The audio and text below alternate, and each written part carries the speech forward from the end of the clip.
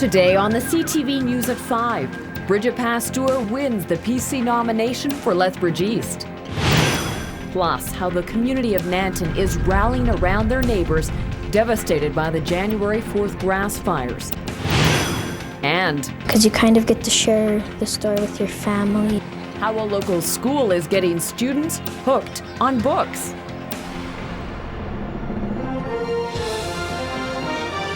CTV News with Jackie Scantlebury. Good afternoon. Former Liberal Bridget Pastoor has won the PC party nomination in the Lethbridge East constituency. Although the victory didn't come easily, Pastoor won the nomination over County of Lethbridge Reeve Lorne Hickey. Results are still being kept secret, although officials say it was a close race. More than 652 ballots were cast during an advanced poll and at last night's nomination meeting. Pastoor, a longtime Liberal MLA, switched allegiance after Alison Redford became Premier. But I think we have to recognize that this is one step in the process. I'm going into an election, and certainly there's two very strong candidates that are vying for the Liberal candidacy. So the process is still moving. Hickey says the number of votes shows the high level of interest in the election among PC members, and he plans to continue working at the municipal level as the County of Lethbridge Reeve. Well, tomorrow the PC party is holding its nomination vote in the Little Bow constituency. Longtime MLA Barry McFarland is stepping down after 20 years in politics. 3 candidates are vying for the PC nomination: Henry Duvet, John Kolk, and Kim Craig. Party members will be able to cast their ballots tomorrow from 1 until 8 at 6 communities in the ridings. And in other news from Alberta's Progressive Conservative Party, Lloyd Snellgrove, the former president of the Treasury Board and acting finance minister, has resigned from the Tory caucus. Snellgrove raised eyebrows earlier this week when he criticized Premier Alison Redford's provincial cabinet tour, saying it was a waste of taxpayer money ahead of an election. Snellgrove didn't support Redford in her bid to become party leader, and he's already announced he won't be running again. There's no word yet on whether Snellgrove was asked to resign or if it was purely his own choice.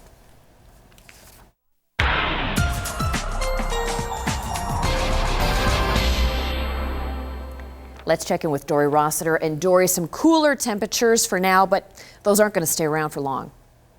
No, not really, Jackie. What we have happening right now is up top, the winds are out of the west-northwest. At the surface, they're already out of the west, but we've got to get both of those, wind elevations kind of in sync, so they're both coming out of the west. And once that happens, we're already seeing the beginning of that now. Once that happens, as we head into tomorrow, things are going to look a lot better temperature-wise. Stay tuned. I'll have more details coming up. Thanks, Dory.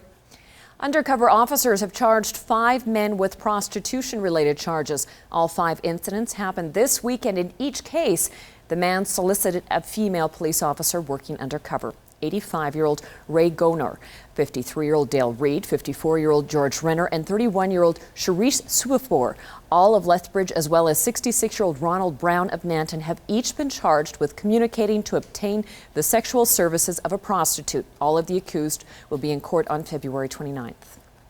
And for the first time, the RCMP has apologized for not doing more to stop serial killer Robert Pickton. Decades after women started to go missing from Vancouver's downtown east side, the RCMP has apologized for not doing more to find their killer. Pickton was convicted of killing 6 women, but he confessed to killing a total of 49. Brenda Wolfe, originally from Pincher Creek, is one of the 6 women Pickton was convicted of murdering. Wolfe grew up in the Lethbridge area. She was 30 years old when she disappeared in February of 1999. In 2010, then Deputy RCMP Commissioner Gary Bass issued a statement of regret. But after the first RCMP witness recently appeared before the public inquiry, Assistant Commissioner Craig Callan says it became obvious that an apology should be issued. I believe that in part with the benefit of hindsight, and when measured against today's current investigative standards and practices, the RCMP could have done more. On behalf of the RCMP, I would like to express to the families of the victims how very sorry we are for their loss, and I apologize that the RCMP did not do more. The leader of a southeastern BC polygamous commune on trial for suspected tax evasion says that he once took out a $25,000 loan to prepare for the end of the world. Winston Blackmore says he told his tax evasion trial in Vancouver he was directed by a patriarch in the community of Bountiful to get the money to, quote, prepare for the worst. Blackmore says the money was to be used to gather supplies, but the deadline passed without incident. One of several end-of-the-world scenarios Blackmore wrote about on a website. The federal government says Blackmore owes taxes on $1.5 million of undeclared income, but he's arguing that Bountiful residents should be considered a church congregation and his income should be spread among its members. Well, there's word tonight that the suspect has been arrested in connection to a brutal attack in Mexico on a Calgarian, Sheila Knabb. After being flown by private air ambulance, Knabb is now back in Calgary and being treated at the Foothills Hospital. The 37-year-old has a long road of recovery ahead of her. Knabb was brutally beaten last Friday in the elevator of her luxury hotel. And now CTV News has learned a Mexican man has been arrested after allegedly confessing to the attack. Even though someone has come forward and been arrested, there's still no guarantee there will ever be a conviction in the case. Nanton residents are coming together to help their neighbors devastated by that massive grass fire back on January 4th. The fast-moving blaze left 4 families homeless, torched hectares of land, and killed dozens of animals, including 60 cats at an animal rescue center. Just yesterday, Fortis Alberta confirmed that the blaze was started when winds gusting over 110 kilometers per hour downed a power line. Nanton's Fire Chief Jan.27 says the fire department is also looking into whether faulty equipment contributed. The Fire Commissioner's Office report is expected in the next couple of weeks. Tomorrow night, a cabaret, silent and live auction is being held to help raise funds for those affected. We spoke to organizer Lenora McClelland by phone. People are just helping other people out if they don't have the means to donate items or cash. It's a very tight community, and whatever anybody needs, they're there. People that lost their homes, some of them were living with friends in the community. They just, no questions asked, took them in. That's just kind of the way Nanton is. They're just there for each other. The event is Saturday night at 8 o'clock. Now, among the items donated for the silent and live auctions, $15,000 worth of steel fencing, trucking services, and hay. Lori Cole will be performing, and tickets are $10 available at the door. Picketers against logging in the Castle area continue to make Alberta history, holding off their clear-cutting for the 17th day in a row. An RCMP inspector from Lethbridge visited the development site today and checked out tents that outfitters have set up for protesters. Alberta Sustainable Resources staff ordered picketers off the development site earlier this week. When Spray Lake sawmills tried to start logging, protesters stood in front of the machinery. Picketers say they will continue protesting on the site throughout the weekend. Well, Southern Alberta cattle producers and feedlot operators are being told to expect strong prices and positive markets for the next 2 or 3 years. But that also means consumers can expect to pay more for beef, and that could impact demand. Terry Vogt reports. In Canada and the United States, cattle numbers are at their lowest levels in decades. In Canada, the lowest number since pre-BSE. In the U.S., the introduction of ethanol in 2006 led to record high feed prices and plunging profits, forcing many to get out of the cattle business. What happens in the U.S. drives a lot of what happens in Canada. Canada cattle numbers are as low as what they've been in decades. Bruce Ginn is an ag economist and partner at BMI Ag Services, a company that focuses on livestock production, meat sales, and marketing. We're in that part of the cycle where we have low numbers, low supplies, and record high prices. And that situation is not going to change for a number of years. We are looking at price structures that offer some tremendous economic advantages to especially the cow-calf producer. Dr. Larry Cora is president of Certified Angus Beef, an organization that's encouraging Canadian producers to increase the amount of Angus beef they produce in order to meet the demand from Canadian consumers. He says the demand remains high despite the economy. Ironically, what we saw change was dining out as compared to dining at home. And I know in the case of our brand, what we shifted was our restaurant or food service side was really down in terms of tonnage.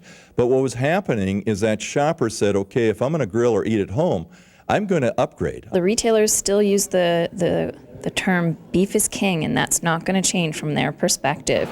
If there's a change, then you're going to see a change in what the consumer is buying, and so you're going to see smaller portions, or a switch from the middle cut to the end cut, and you're going to see an increase in the grinds that are being sold. Experts say the message to consumers is that while they've seen good value for beef in recent years, the current market will also translate into higher retail prices. Terry Vogt, CTV News, Lethbridge. The market experts were attending a feedlot conference in Lethbridge this week.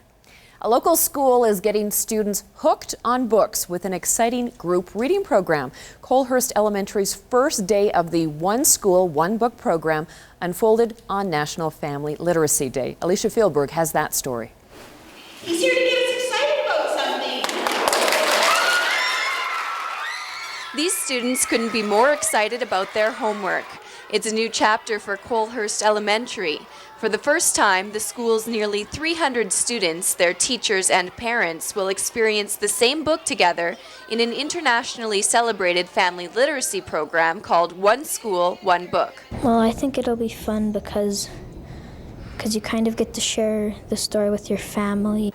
Before they started the magic of reading, teachers carted out the main character to introduce the book.